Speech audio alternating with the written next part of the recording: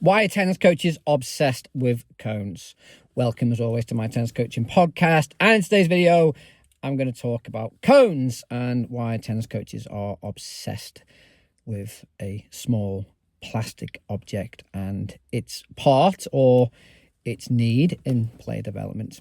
So over the past couple of weeks, there's an increase in number of social media posts, but also real life sessions that I've seen where tennis coaches have been using cones, and it might be running around the cone, hitting the ball, figure of eight around cones, using cones as a warm-up, using cones for spacing. And the point I'd like to just sort of make, and this is based on my opinion and it's based on what research and stuff that I've done into how we move, it doesn't transfer into a match. So I think if you ask yourself a very simple question, when in tennis do you ever run in a figure of eight? Never. When in tennis do you hit a ball and run around the cone? Never. When in tennis do you run out wide to a forehand, for example, hit a forehand and then run inside the court and then round? Now, obviously wheelchair players will do a figure of eight pattern to recover, but most tennis players just go from A to B as quick as they can. They don't sort of run round in circles. So that's one problem. Second issue is the body's going to want to move in the most efficient and effective way possible. It doesn't want to consume or use a lot of energy. It doesn't want to use lots of steps. It doesn't want to take extra distance to go from A to B. So you're almost going against what the body wants to do as well. The body wants to conserve energy. And I get the idea. And again, this is a information processing or a sort of idea of schema of, well, if I teach this complex footwork movement, it will just emerge in a match situation. Doesn't quite work that way. And I get the idea of drills. I've just wrote an article today on drills and why we have drills and the background of drills and how it links back to the British school system and military style training and how it doesn't actually lend itself well to a sport like tennis. And I get the idea of, it's a movement pattern and I'm developing agility, balance and speed, your physical literacy. I understand that bit as well. I'm not saying that we shouldn't be developing physical literacy. And I've said this before on the podcast, if we've only got these players for an hour a week, why are we spending time developing skills that are not transferable into tennis? And even sort of running around a cone, that's not transferable into most sports. You get good at running around a cone, but that's all you get good at is running around the cone. And I seen one clip this week of a coach getting a player to do a figure of eight around cones. And the coach was screaming at the player to look up, keep your chest up, eyes on me, don't look down, don't look down. In tennis, you got to watch your opponent, which is good, okay? Excellent coaching. Using information from your opponent, that's a good start. But the question you've got to ask yourself is, why is the player looking down? Well, we move based on our relationship with the environment we're in. We need information to know how to move efficiently and effectively. So the player's looking at the cone because that's the task. The task is to run around the cone. So the player needs to see where the cone is, where they are in relation to the cone, and they need to work out how to move efficiently, effectively around the cone.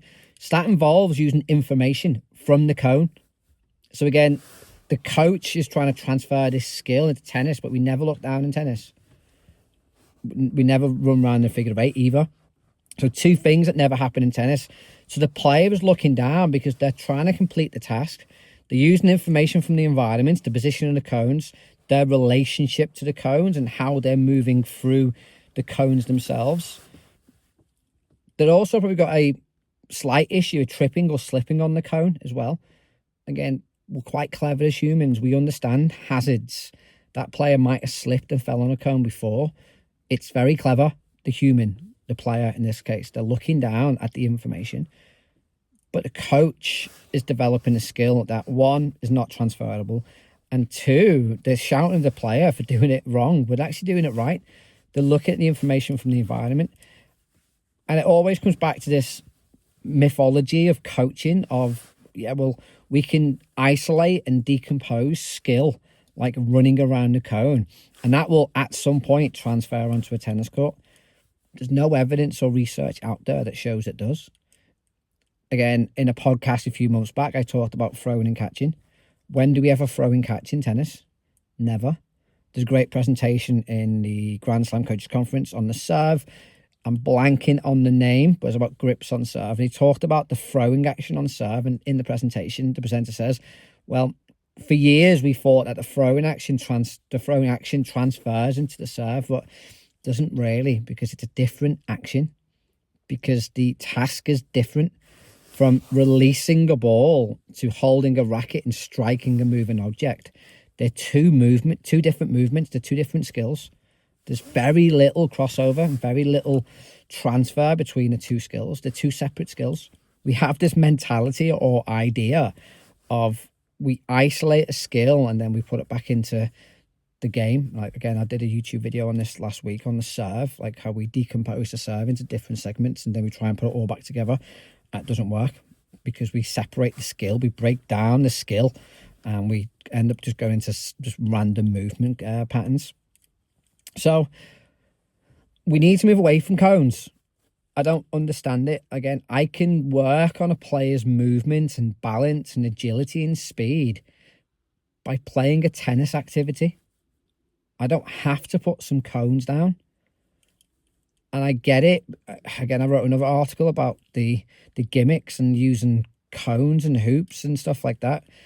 Makes it look colourful and makes it look like we're doing something. It's the illusion of learning again.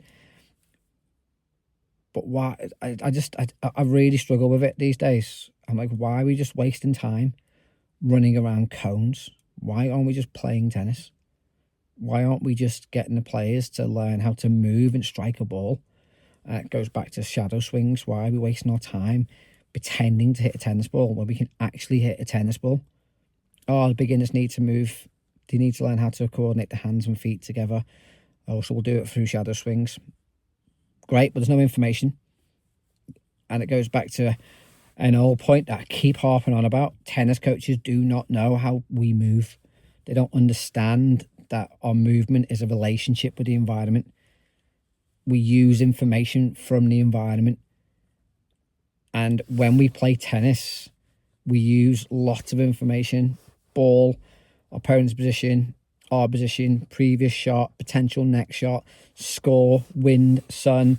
We take in lots of information. So when we're training players, we need to allow them to tune in to all that information and become better at reading those situations and those environments.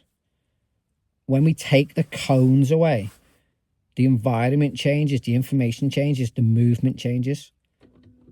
So players are now not used to running around cones because there's no cone there. They'll actually keep their head up and look forwards because they'll be looking at the ball. They're not looking down at their feet.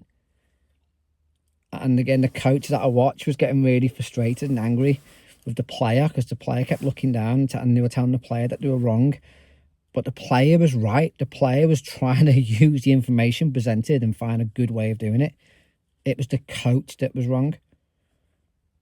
And how much knowledge do coaches actually know about how we move and how we interact with the world? I'm not too sure. There's a lot of knowledge about biomechanics. Great. But how's that going to transfer to a moving object? If you know how to move efficiently and effectively from a biomechanical model, great. But what happens if the ball comes a little bit higher, a little bit lower, quicker, slower? How can you react that way when your biomechanical model gets thrown out because your opponent's trying to destabilize you? A quote from a coach the other week about the serve. Oh, the serve's the only shot we have in isolation, so we can really work on the movement mechanics. They serve the same way all the time. No, we don't. No two serves are ever the same. And you're probably thinking, well, how does serving change then, Steve? Because it's isolated. It's a ball toss into a strike. Different types of serve will affect how you swing your racket. The score will affect how you serve. Being 40 love up and love 40 down, emotionally, you're going to serve differently. The conditions. On a windy day, my ball toss is tough because my ball toss is pretty high. If you've ever seen any videos of me serve, my ball toss is high. it's going to affect how I serve. And I was always told my ball toss was too high, but it goes in and it's efficient and effective for my level. So again, my ball toss changes in the sun and the wind. My ball toss changes my confidence. If I'm not confident, and it happens quite a lot these days, my ball toss gets a bit shaky and a bit all over the place. So even though an isolated, in commas, situation like the serve, you're still going to move in lots of different ways. And if you practice your serve in isolation, it's going to be different when you have a returner. It's going to be different when you're 40 love up. It's going to be different when you're in the third set compared to the first set. So this whole idea that's still around of decomposing skill and getting players to run around cones and getting players to shadow swings and do all this nonsense. It is just nonsense. Like, again, there's enough evidence and research out there to show that it is nonsense, but coaches still believe it. And what's scary with the rise of social media is there's lots of big social media accounts where people have just swallowing this stuff up and thinking it's working.